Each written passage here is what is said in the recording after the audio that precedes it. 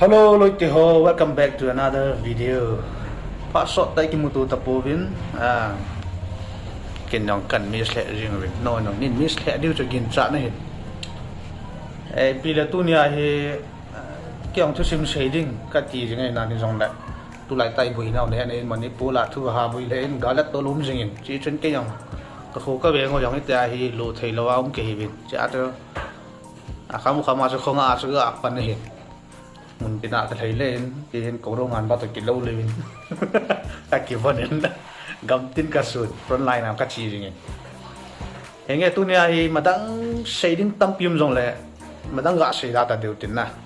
tôi này hiện gọi là tôi lại tới chỉ chân front line nào thì năm đi năm ngày lúc nào ra là không kịp độ thì sân phá không kịp độ năm front line họ gõ xây rồi thì suy là mà đang ngày buồn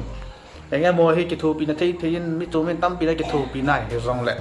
in tu nia thil phát chôm mồi nia phát chôm nhưng cái ghé đó chơi lệ đang ngày bốn life insurance cái này ông mình na insurance cái này chỉ PMSBY Pradhan Mantri Suraksha Bima Yojana form entry ai chỉ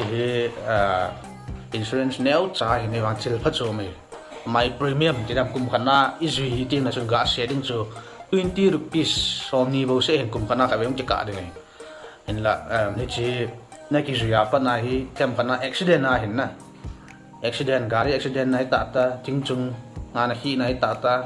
gulat tang ya chu này tạ ta maldarar dan cho hiện tại gala to làm như khát lên nên thà khát rồi lấy cái số khát yang lại claim bol thế beng à izat claim bol thế insure cái bol chu 2 lakhs rồi lak ni chân ni thêm khana coi tao mang cái gì pension thì na mang man na khát này lại lak ni hin hiện là cái số khác na disability total disability hi khác là chun 1 lakh sani claim thế chỉ mi tăng tani cái video cho phát số mình hiện là tu main na dia focus ở chỗ front line na adi tu cái na lang Kangpopi district cycle hin ukul lang hin lại front line na chẳng ra moi đi xây được mà đang sang tu hi vulnerable rồi thì nó man na lang cái xây tên là moi risky rồi thì cho nó moi thì gặp bot pi thì chơi từ front line nào mà thì ta hình khô phần là trong số này chỉ bỏ trên để cao ngà sum song như trái nó lại cái cả đi chỗ cái kia là nó mua cái sẹn nè họ ra là ít hàng sung ngồi bên sung ngồi găm sung ngồi bị ấy thì chân mình cho mau hiện lăng nát tông hiện lăng bị bó này cái thô bị nó thấy không ngã cái thô biểu tính mình cho mau hoàn xong thì chỉ mi khát nào đến cái ball bị nó mi khát cái gì sao nó mới để là xóm nhỉ 20 rupees nên thật nó lấy gì vậy ai lâu lệ đang mi so mà cái ball pi nó mi so nha miจะขนาดcái ball pi nó mình tiểu là năng mà cái pi nó dạng nó cái phần nó dạng nó thọn rồi là ngay manage na ball tang tin form fill up then lang pi documentation ngay phiêu sẽ skin kana fill up mà bank kana submit ding tin này vậy tu lại tay bun tin nào tam ta cái chi na mon hat kai mi tam ta cái ball pi oi ta yang lại front line nào yang cái shape là tha no ven hen la ya ka nga sum ha sa chi ai ju chun na mo yang trong lệ thì nó trong chỗ nào làm mà để kịp đồ gì chuẩn gà ghé khó sẽ một tiền nè một tiền nào mà lái nát ta hay là các số khám in tiền là cái thổ pin nêu tiền coi tầm sum in thuật nôm họ hay là cái thổ pin nôm họ đi nghe GP number thì 8076719910 thì cần không cần ta đợi in trong lệ cha thì nên thuật nó va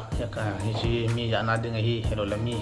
giả cần thuật này năm nay sẽ giả nên sẽ va nên thuật nó là kiện là ngay anh cái thoát hung sum luôn ta cái tụi cho là ngay cái số cầm mà insure cái na ball bị được ngay thì tụi anh form apply balling tấm tấm mình xây bằng chân sum là bài hạ sẽ đấy gì cho mò được ngay là đi hòn đi rồi khăm ai tổ không mà bài ball bị đu hầm thì sẽ cần phụ đôi hin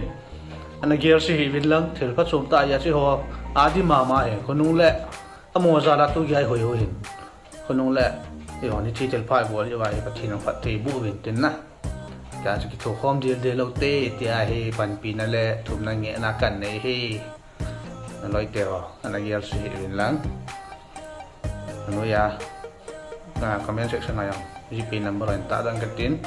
กินถั่วข้อมเดียวเราเต้ที่จะกันใส่นมเฮ้กินไป